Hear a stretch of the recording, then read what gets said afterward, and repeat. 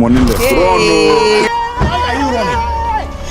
Run, Jamba. The need for due diligence cannot be overestimated. Absolutely. We had a client who once paid money, and the day we paid money, bank draft, I was telling him on the need to at least get a handwritten receipt from the seller. And he said, don't disturb the old man and leave the man. We can always do it later. And that night he died. Ooh. As small as a receipt, it's very, very important that you take something home. There are actually even transactions that I even go to right now that I have to take a hidden camera. Because these people will take money from me and tomorrow they will say, did you see me there? Was I there? Yeah. Amazing people. Welcome to another interesting episode. Now, it is a problem for me because I see the views, I see the likes, but why are you not all subscribing yet? Subscription is absolutely free. Sharing is absolutely free. So while you're viewing and you're liking, please just click the subscribe button, turn on your notification so that you can be the first to know when we have dropped another on the internet. Today we are talking about due diligence. Due diligence. You know, it is not advisable that you invest in a venture that you don't understand, a venture that you have not done your thorough background check on it. I have experts. The usual culprit, of course, Mr. Okay, is going to do justice because this is his area of specialization. And after this, I want you to go on Nigeria Property Center, Naija Property Center. He has written a lot of articles because I'm sure you still have so many questions. You cannot be too careful when it comes to real estate investing because there's so many back doors, right? So you cannot have too much information. After this podcast, we're going to post the link to that article. Go and read it.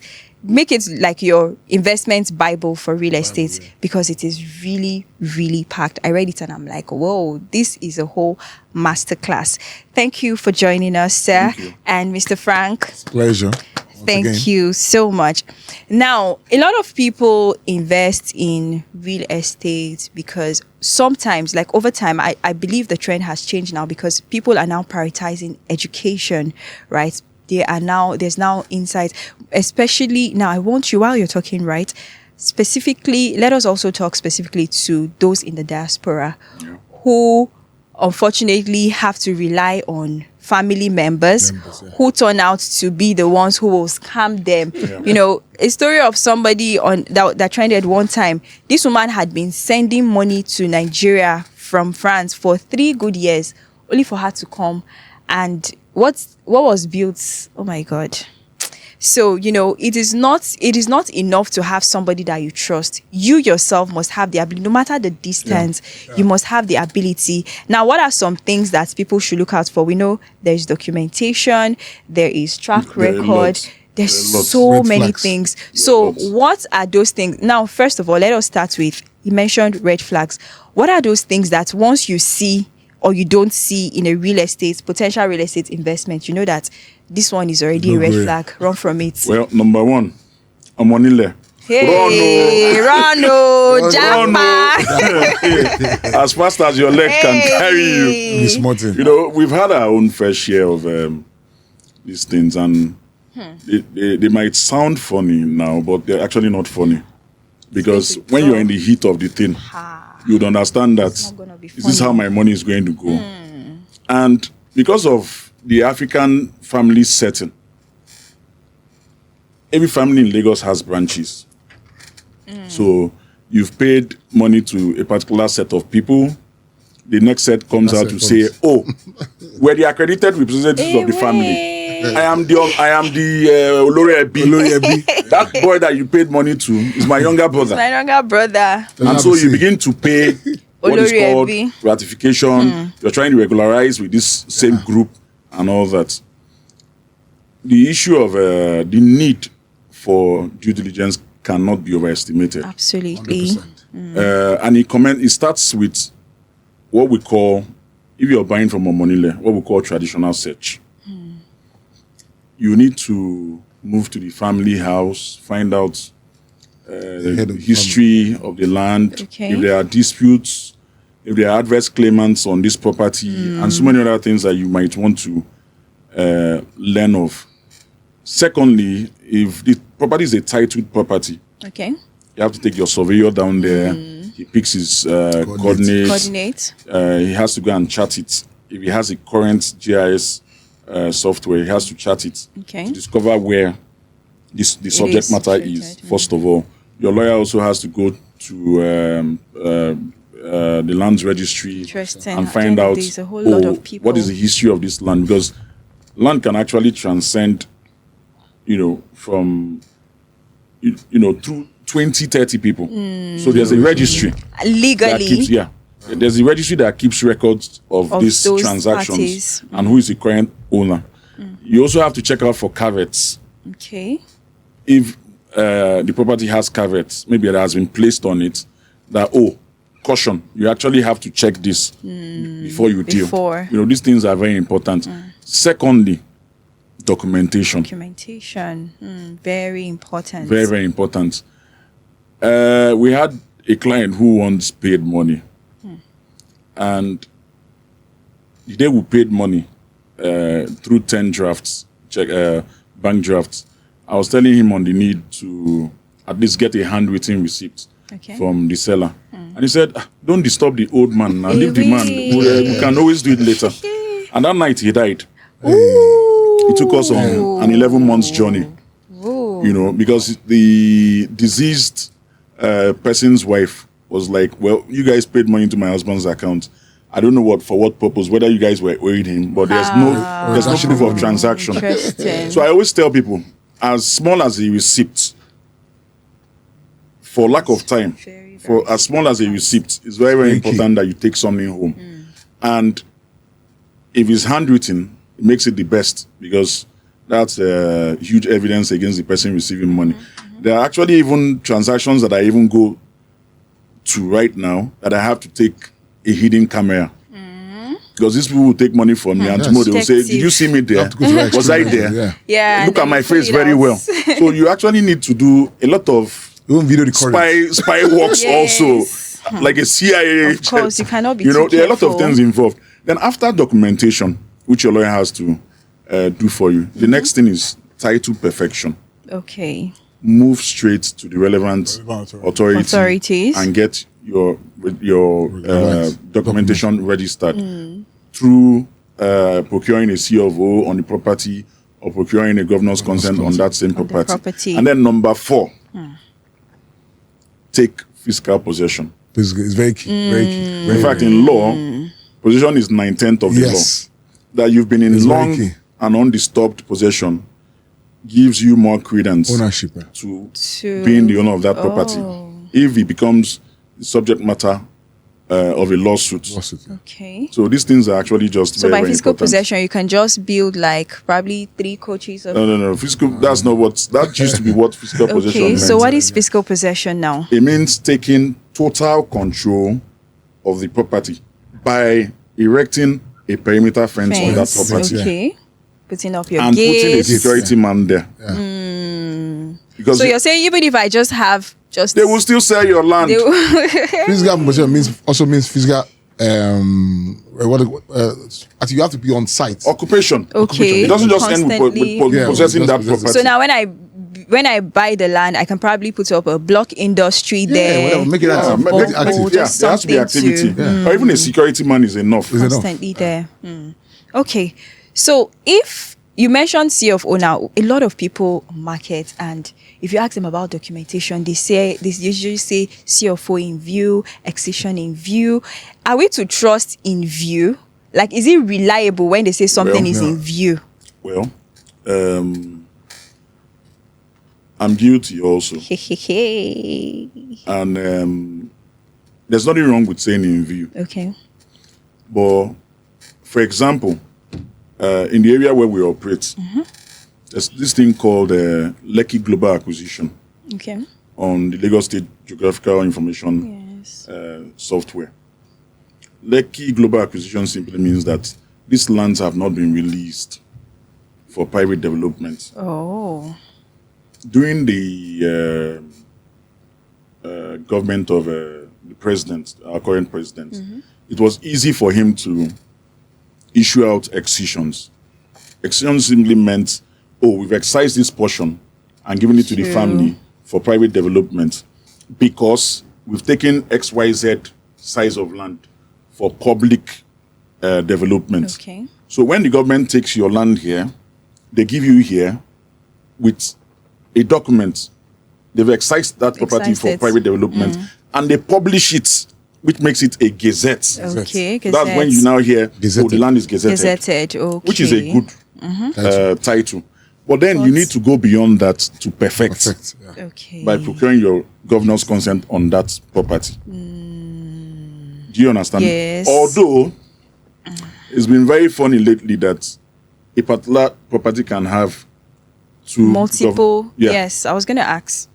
Why is that? How is that? Is that I think they haven't been able to build a system or process to trigger the first in time. Okay. Like in law, we say once the equities are one and the same, the first in time prevails. Okay. Meaning the person who registered or got his governor's consent to be the owner of the property. But there has been no system or process to trigger most of this or prompt most of these discoveries. But I think that's why dates or the date is not, because of course people can always backdate, right? Yeah, but what? Okay, let me ask. You see, the real estate is very deep. What if you own this property in paper, and I live there, and I'm occupying the property currently, and we both have governor's consent documents, and yours is even the first in time. The person is the first person. So, yes. But I'm in occupation. But he is already on the land. So these are issues. I have the. But sorry, by law, what is what does the law say about it? So many other factors will be looked at. Who you bought from, the title that the person possesses, or the right the person has to convey such property to you. Okay. Because usually when this thing happens, you discover there is two different families that are on a warring path. This person has sold to party A, the other family has sold to party B. They've both gone to perfect their documentation, and they've even fought on the land, but the most powerful person has occupied. Interesting. So will you call that Badge Omo-Onile? I don't know what to call it, but it's there's a lot of it happening currently. So part of the due diligence you have to do is check what if there are disputes. Yes. Okay. From personal experience, I have checked properties and discovered that there are two claimants to this particular property, and you want it because of the location. So what do? You buy from this person. You meet this other family and tell them, you know that I have bought. Let me pay ratification. Interesting. Because I have spent money here. Let me pay ratification here. So that since you guys are in court, whoever wins, I am safe. So at least you have... You've purchased, you purchased and then repurchased again from both families, just to play safe. So you see, and that's when we're talking about the cost of pushing the final, unpacking the cost of development. Yes. These are things that people do not see. People do not see them. And they will come out on social media and say, I saw a house in Florida. The house is $3 million. It's Why on 12 acres. You're selling one plot of land in Banana Island. But because you don't see these areas, the background. You know, I think we should give developers a thumbs up. You guys are doing so much. And I think that's why it's important for people, because most people would just want to cut. We've talked about why real estate is expensive, right? So most people would just want to cut corners and just buy directly from Chief Arowo Shafe because he is this that's not the real name. So they just want to buy from him because he's my pastor is the one that recommended me and he's the father to this person. And at the end of the day, so that really is one of the hassles that the developers and real estate structured real estate companies will help you cut, because they would have conducted all of this due diligence and everything. So how do we really fix the issue? For instance, for someone in the diaspora listening to us now, I cannot trust my family member again. I sent money to Uncle Jegede I heard stories. Now I consulted another person, I heard stories. So how, for people who want to buy property without involving family, what are the legal ways they can go about it? Fine. Like my guy has explained, what you basically do, you need to employ a legal rep. That's the safest way to go about it. Because your legal representative will want to protect his own interests and integrity. So he will do his proper due diligence. You see that what the property, whatever property you're buying is clean. There's no encumbrance or whatever. Not just employing the services of a legal practitioner, because most legal practitioners are not property oriented. You find most lawyers who say they do general practice, they do everything. Yes. Charge and bail. When it comes to properties, they're not well grounded. You need a property lawyer specialized, who knows about property, who knows all the tricks, because there are tricks and there are gimmicks that some other lawyer would not even see. Do you understand? Yes. And most importantly, a lawyer that is honest, because the seller also has money to push and conflict his interest. Yeah, it's very possible.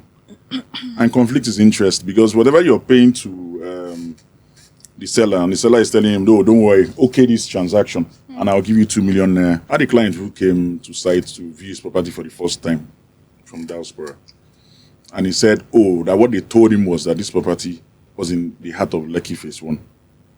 And I said, well, if you had asked for the name of the developer, you would have probably searched the name of the estate and discovered where the location of this. It's truly located. Said, this place is really, really far. I said, well, I think that's what your agent or your realtor told you. So these are issues about due diligence. Due diligence, yes. So the subject matter is not in Lekki Phase 1. The subject matter is in Ibeju Lekki. So we brought you down here and tell you, this is your property. And you're saying, this is too far. This was not what they told me. And I asked him, I said, I'm sure you heard Ibeju Lekki. He said, no, they told him heart of Lekki. He was talking about Lekki. Yeah. He was very sure about Lekki. So, realtors too, they have their own I agree. I know marketing gimmicks just to make that. Some bad realtors. Bad eggs. Every profession has bad eggs. All right. So real estate is one of that sector where if you want to invest in, you should have trust issues. Abi? Of course. That's what we're saying. Yeah, sure. Like You cannot trust everybody's. We've heard that there are corrupt lawyers. There are bad eggs amongst realtors who will give you wrong information. And of course, there are family members who you cannot even trust at all. So at the end of the day, it's okay to have trust issues when you're investing in real estate, because that trust issue is going to lead you down a tunnel that will make sure that you have checked all of the necessary boxes. Now, beyond everything we have discussed here, there are still many, many aspects to look out for. And that is why I am pointing you back to Mr. Okechukwu's article on Nigeria Property Center. Make sure that you read the article. The link is going to be in the description box. And of course, let us know what your take is on that article. Keep sending in your questions, and please remember to like, share, and subscribe. It is absolutely free. Let us grow this community together. Remember to keep using the hashtag #ThreadNaija. We're constantly unbundling the largest real estate market in Africa. Stick with us for more insights. We'll see you on another episode. Have an amazing day ahead.